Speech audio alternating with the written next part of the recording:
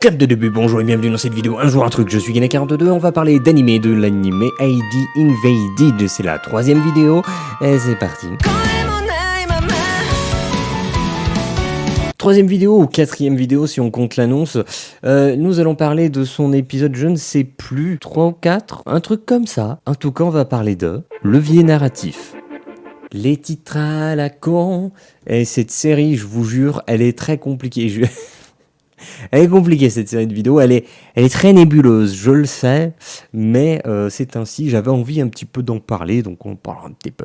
Donc là, je sais plus trop quel épisode, je l'ai pas noté, tiens, c'est bête. Je pense que ça va concerner plusieurs épisodes, parce que là, on parle de un levier narratif. Alors, de quel levier narratif nous parles-tu ? Ben, je sais plus, donc je vais regarder les notes. Narration via le personnage de Kaeru. Ah bah ça y est. C'est bon, vas-y, voilà, tout est dit. Cadavre de la fille dans les puits, pour information. Elle est présente dans tous les puits et les rêves du protagoniste. Donc, pas seulement dans les puits, aussi dans ses rêves. Dans ses rêves, ça n'a rien à voir avec la matrice. Hein. C'est dans la vraie vie, il fait des rêves, tout ça.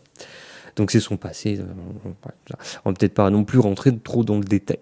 On a donc ce levier narratif dans le sens où elle va être présente dans chaque enquête. Elle va être utile pour résoudre chaque enquête.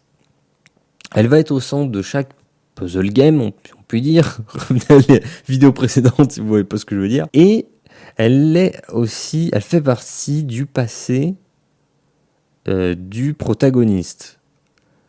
Elle lie un petit peu tout ça. Elle est le lien des différentes choses qui composent l'animé.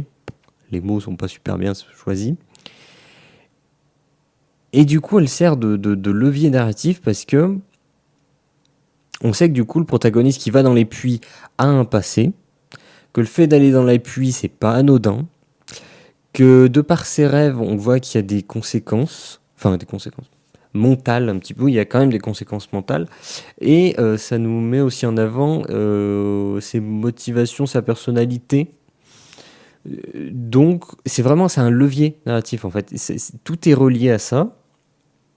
Et c'est anodin, c'est secondaire, mais puisque c'est là, ça permet d'être utilisé comme un levier narratif. Voilà, ça garde de l'intérêt, ça fait avancer les choses.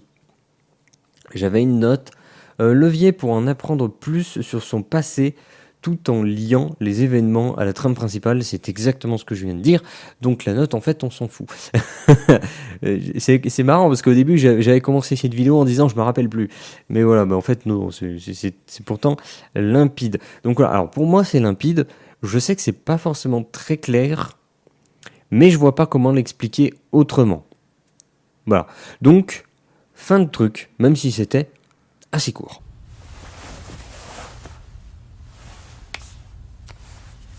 Et voilà, fin de truc, je crois que c'était la vidéo la plus courte de la série, et vous savez quoi, on va faire en sorte qu'elle reste courte. Si vous n'avez pas vu les épisodes précédents, allez les voir, et demain sort le dernier épisode, normalement.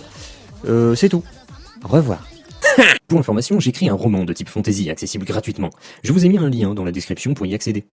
La vidéo est maintenant terminée, vous pouvez commenter pour apporter votre avis ainsi que des informations complémentaires. Pensez à lâcher un like pour le référencement. N'hésitez pas à vous abonner si ce format vous plaît. N'hésitez pas non plus à partager cette vidéo ou en parler autour de vous, auprès de vos amis ou de votre famille qui aiment eux aussi ce dont on a parlé. Et si vous souhaitez être tenu au courant de la moindre sortie de vidéo ou de chapitre de roman, suivez le Twitter Gaina42. Tous les liens sont dans la description. Merci d'avoir regardé, je vous dis à la prochaine et clap de fin.